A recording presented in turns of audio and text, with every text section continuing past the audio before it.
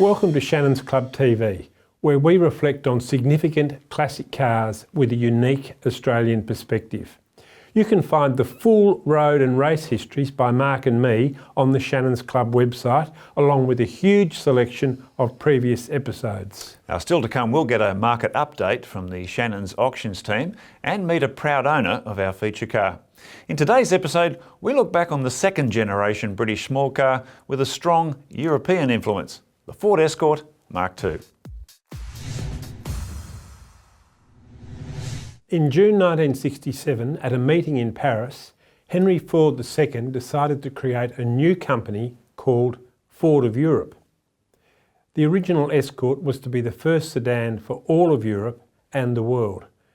That Escort was so successful that from 1970 it was also built in Germany, and it was the Germans under Uwe Bahnsen who designed and developed the Mk2 Escort, codenamed Brenda.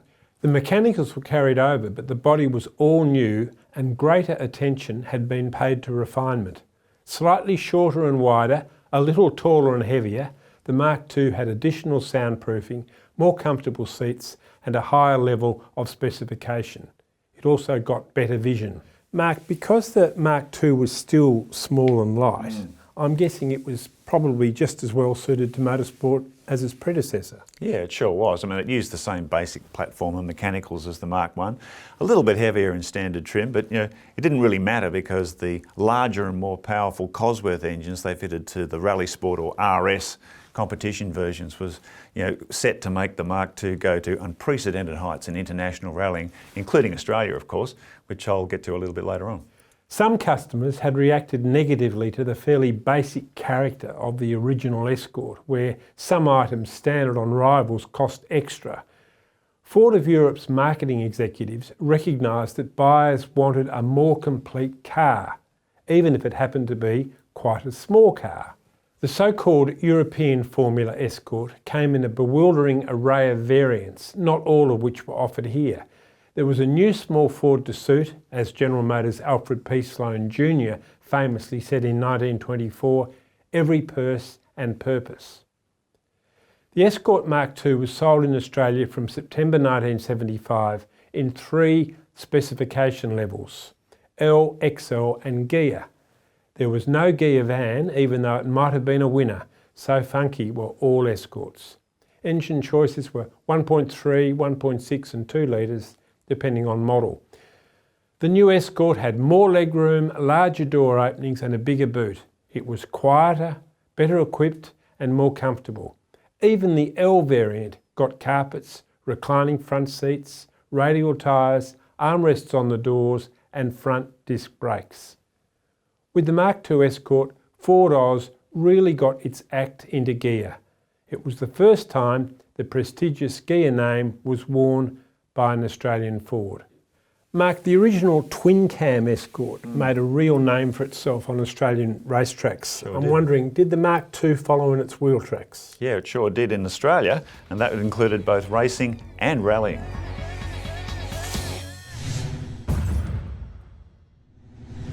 In 1975, when Ford released its new Mk2 Escort range in Europe, the model was already enshrined in glory thanks to the extraordinary motorsport success of the Mark I RS 1600 and RS 2000 high-performance variants. The Mark II launched 2 new models displaying the revered Rally Sport or RS badge, the RS 1800 with a 1.8 litre Cosworth BDA engine and the new wedge-nosed RS 2000 with Ford's single overhead cam 2 litre Pinto 4. The RS 2000, like its Mark I predecessor, proved to be a versatile and successful race and rally car, but Ford's world rally aspirations were focused on the RS 1800. The lightweight, hand-built competition version was called the Escort RS, powered by a ferocious all-aluminium 2 litre Cosworth engine that made it one of the world's most formidable forest races. In 1979, the Escort RS won the World Rally Championship with Swedish star Björn Waldgaard, and did it again in 1981 in the hands of the flying Finn Ari Vatanen.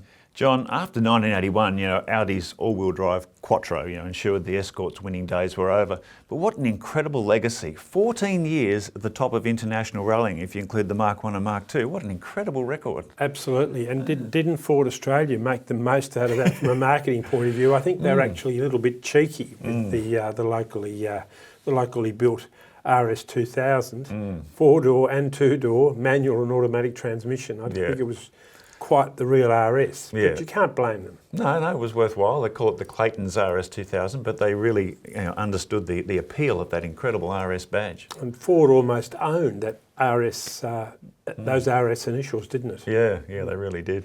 The Mark II Escort also excelled during Australia's most exciting era of rallying in the late 1970s, when Ford and Datsun fought many fierce battles for the Australian Rally Championship.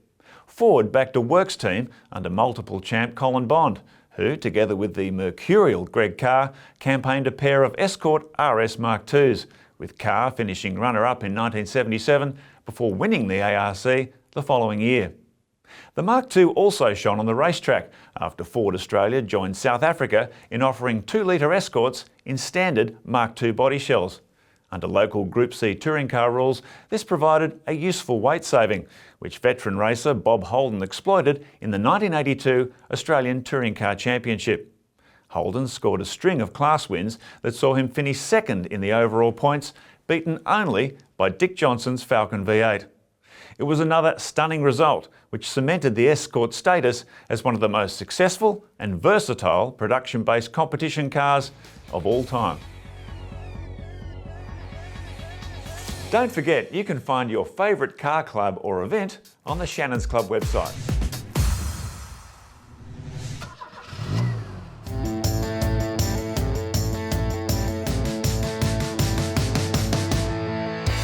Hi, my name's Chris and this is my 1978 Mark II Ford Escort gear and my 1980 Mark II RS 2000. The Escort gear was manufactured at Sydney's Homebush plant in November 1978. It was sold through Stillwell Ford down here in Kew. It was factory optioned with an automatic transmission and factory alloy wheels. Power plant is 2-litre running an automatic transmission.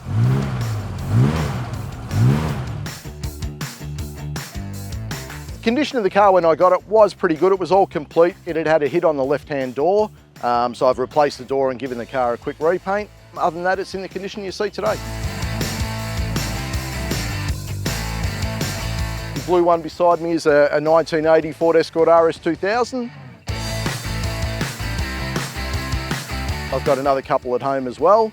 The RS 2000 was completed about 6 years ago now. I've always been passionate about Escorts. My first car was a Ford Escort when I got my licence.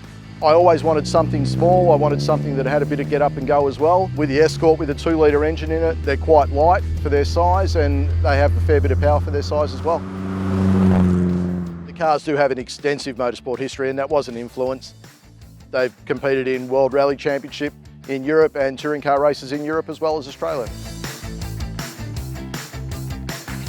It's nice taking the car to a cruise night. People seem to appreciate the car and it brings up memories in them as well. Their parents or their mum or their dad or brother or sister had one as well, and it brings up good memories for other people as well. Basically, future plans for both cars would just be to maintain them. They're pretty much complete as they are, and yeah, just enjoy them and drive them.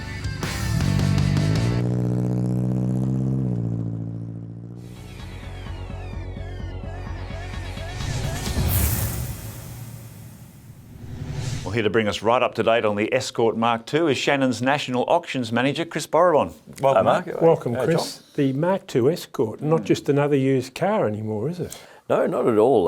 Look, there's, we're really seeing a great following taking place, and look, is it due to maybe an increased activity in the UK in Mark II Escorts? Huge following there. Yeah, huge following, and increasingly popular in the rally scene again today. They were popular in their day, but we're seeing a lot of Mark IIs being used in rallies here in Australia and also very much in New Zealand and also in Europe. So that might be a contributor to the increasing value. That's certainly one aspect of the Mark II. But another is the bewildering range of variants. All the way from the humble little 2-door And the manual gears. car up to the Escort gear with the 2-litre engine and the RS 2000. 2000, yes, yes. Now that was an interesting car, the RS 2000, because it was locally produced, locally manufactured In at Homebush. the Homebush plant in Sydney, and some really unusual variants that they didn't get in Europe. You know, two-door, four-door. I think they even made them in automatic. No, so that's right, that must be yes. a really sought-after,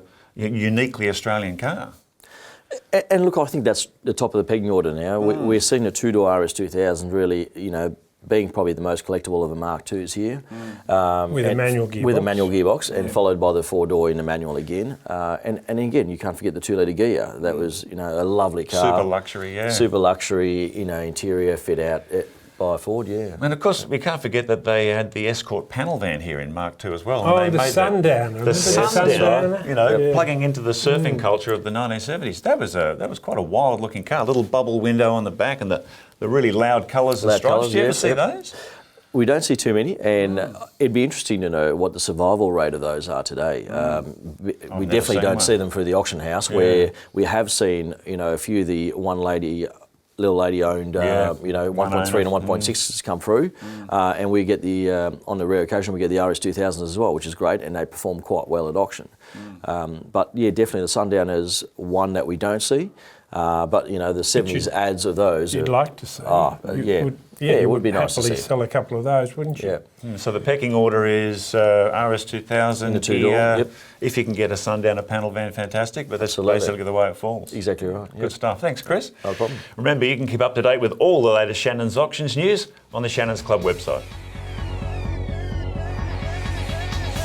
If you'd like a lasting image of the Ford Escort Mk2 in competition, visit the huge motorsport archive at autopics.com.au. It's interesting reflecting on this car, isn't it? I mean, despite its enormous motorsport success, the Escort Mk2 in Australia was always outsold by a number of Japanese rivals. They never really nailed it in the small car Well, class, more did than they? anything else, I think the Escort Mk2 proved that the era of the Japanese small car had well and truly arrived in Australia. Indeed, yeah. And Holden had none of that magic with the Gemini, which came from Isuzu, that they could use their international connections, but it didn't work for Ford in terms of market sales. It's a bit hard to understand, isn't it, really? It is a bit hard it to was a understand. great little car. It was a very good little car. It offered a lot of different options and different Yes. versions, and yet they couldn't compete with the Japanese. The Japanese cars just won favour, and once that started, that snowball started, there was just no stopping. It couldn't be stopped. Yeah. I think that's correct, yes. We hope you've enjoyed reflecting on the Ford Escort Mk2, and we look forward to your company next time on Shannons Club TV. Bye for now.